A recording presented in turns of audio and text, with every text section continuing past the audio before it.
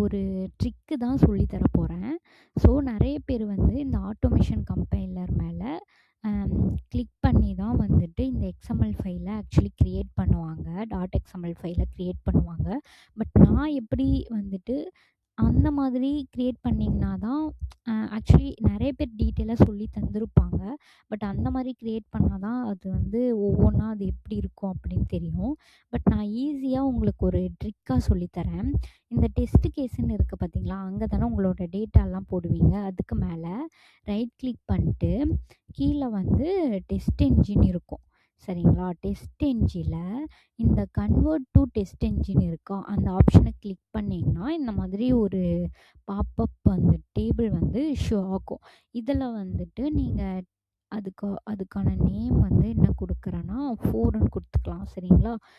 4ன்னு குடுத்தீங்கன்னா, இங்க பாருங்க அந்த டேட்டா அந்த எக்ஸ்எம்எல் ஃபைலோட டேட்டாஸ் இங்க இருக்கு பார்த்தீங்களா? Test case dot add to cart test. இப்போ இதில வந்து நீங்க எதுவுமே கிளிக் பண்ண வேணாம்.